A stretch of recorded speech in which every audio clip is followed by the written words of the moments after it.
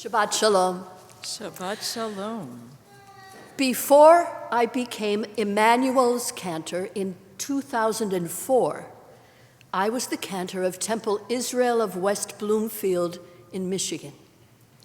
This last Thursday, Temple Israel was attacked by a terrorist gunman. The man rammed his truck through the temple's early childhood center doors. He then opened fire on the temple, exchanging gunfire with the temple's well-trained security team before he was killed. His truck exploded with fire and smoke and debris everywhere. Luckily, the 140 children and temple staff were evacuated with no loss of life, and only one brave security guard was injured when he was struck by the truck. He will recover. I spent horrified, tense hours watching the footage, contacting people I know, and hoping there wasn't another explosive device or other live shooter. People all over the area were told to shelter in place, and schools and churches and other synagogues were on lockdown. When the West Bloomfield sheriff called the all clear, I felt immense relief. Nothing like what the people on the ground felt, of course, but I have family and friends all over Detroit, and the clergy and congregants of Temple Israel are friends and colleagues. I've walked those halls, sung B'nai Mitzvah services and concerts in those sanctuaries, laughed together, and taught those congregants. It's been a devastating few days, a devastating few years, actually. Anti-Semitic attacks are occurring everywhere in 2026, in Israel, Australia, Belgium, Canada, and the United States, and more. 3 Toronto area synagogues have been hit in just the last month. Jews now live our lives surrounded by professional security teams, and thank God for these wonderful people. We are used to walking into our sacred spaces and seeing guns all around us. But we must also all take the active shooter training offered by our security forces, as the clergy and staff of Temple Israel recently did.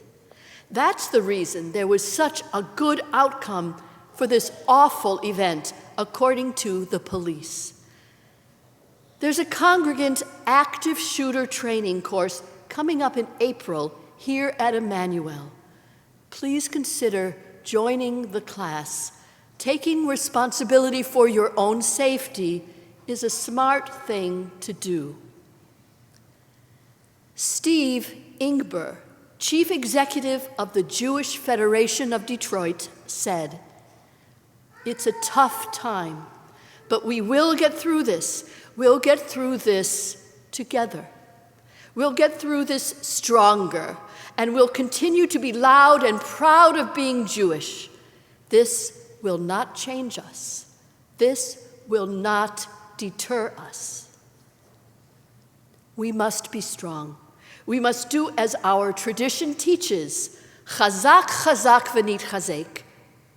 Be strong, and let us strengthen one another, as you've heard several times today already." I sang this line earlier in the service when Rabbi Ehrlich finished chanting so beautifully the Torah portion, the last parashah of the book of Exodus. It is traditional to chant this phrase every time a book of Torah is finished. These words come from the book of 2 Samuel and from the story of Joshua, when God tells King David and Joshua to be strong and courageous in leading the people.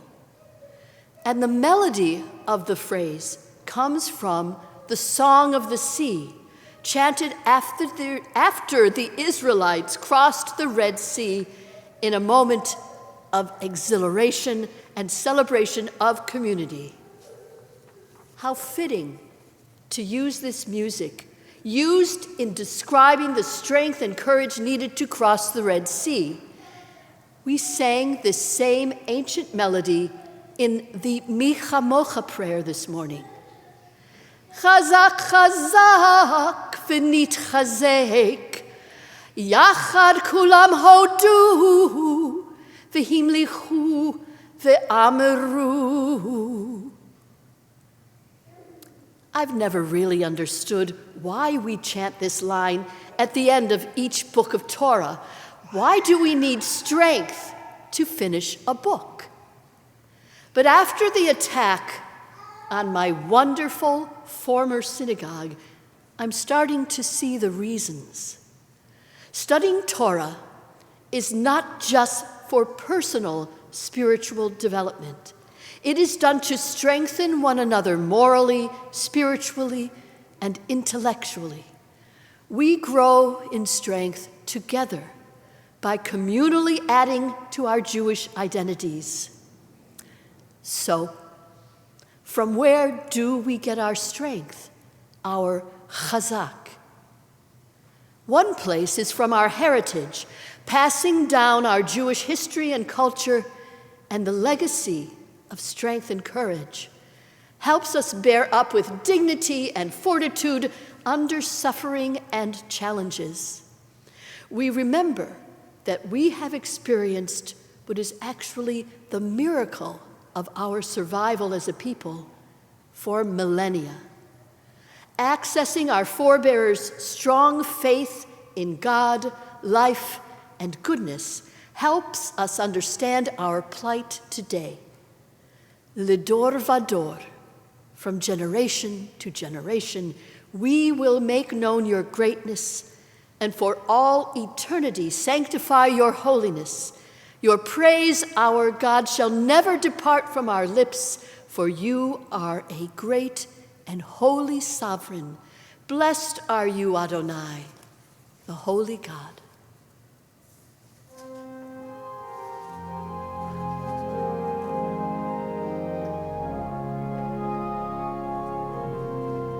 Lidor vador,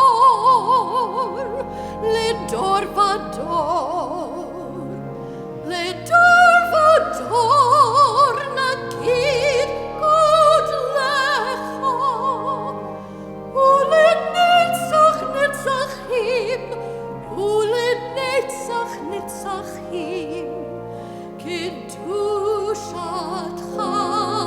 naktish.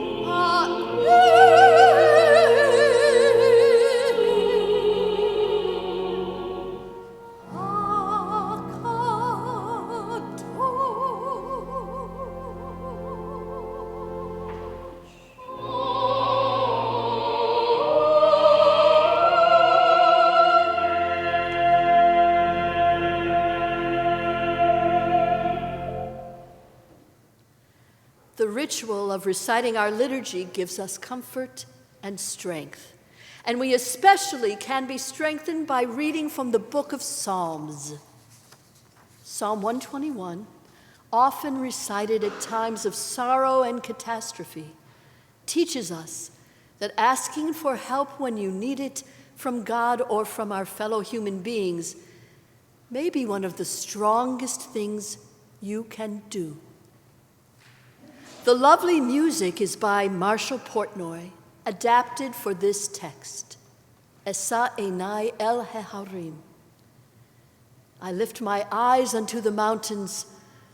Where does my help come from? My help comes from Adonai. The Lord will guard my soul forever.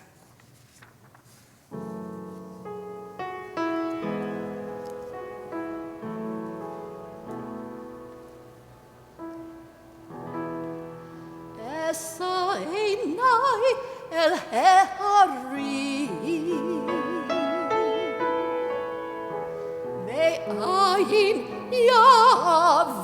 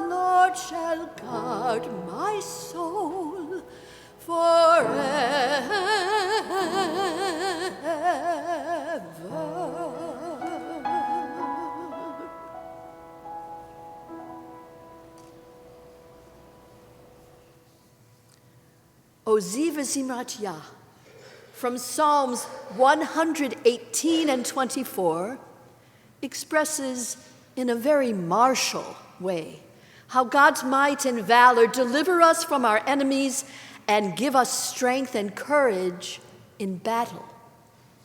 The strong, rhythmic words and Yemenite folk melody to be sung by the choir are arranged in a round by Eleanor Epstein, with all 4 choral voices entering at different moments and with the hand drum, creating a feeling of energy and drive.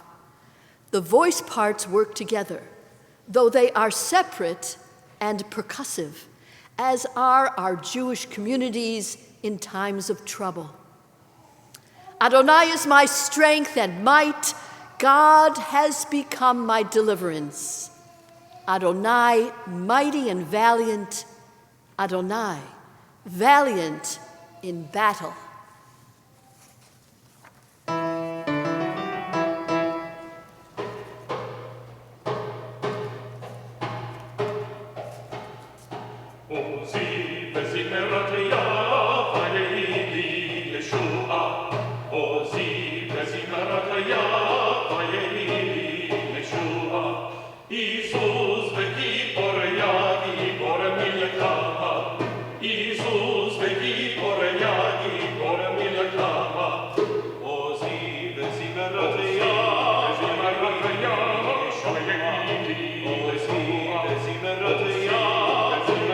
Yeah.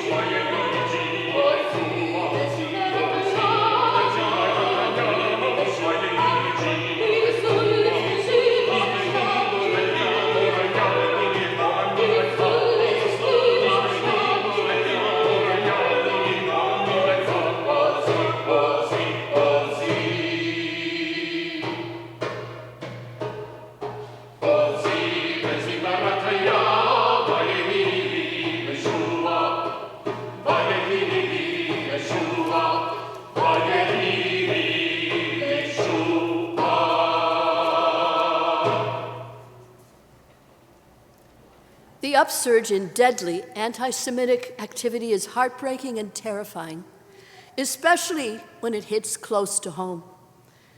Our people have survived through strength, courage, and resilience. Esther saved her people through cleverness and courage. Moses and Miriam had the strength to lead their people through the sea from slavery to freedom. We retell both stories every year at Purim and the swiftly upcoming Passover. And at Hanukkah, as Zechariah stated, it is not by might, not by power, but by the strength of our spirits shall we endure. That is a slight paraphrase of Zechariah's words. We have the strength to struggle and to triumph. We can overcome the darkness of prejudice and hatred, but we must act. Let it begin with us.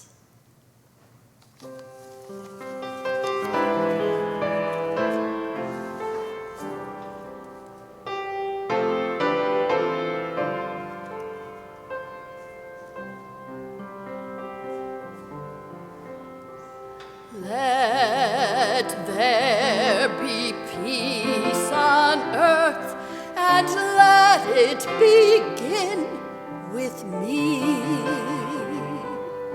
Let there be peace on earth, the peace that was meant to be.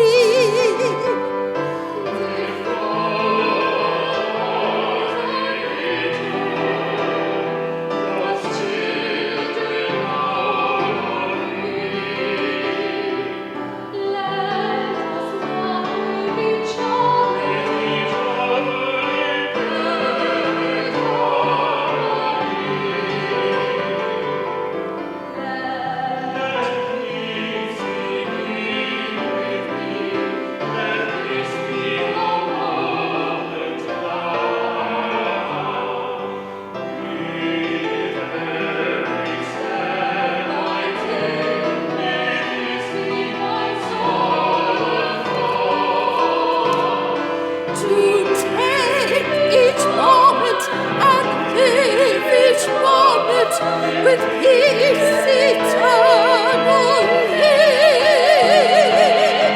let there be peace on earth, and let it begin with me.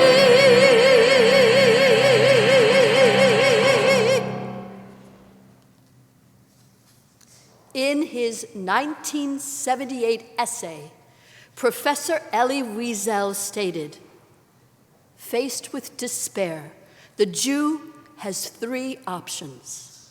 He can choose resignation or seek refuge in self-delusion, but there is a third option, the most difficult but most powerful of all, to face the human condition and do so as a Jew, which means we will not allow them to tell us when to be joyous and when to mourn, when to sing and when to be silent. Never mind that they seek our destruction. We shall resist in our own Jewish way. Chazak, chazak, v'nitchazek. Be strong, be courageous, and let us be stronger together. Shabbat Shalom.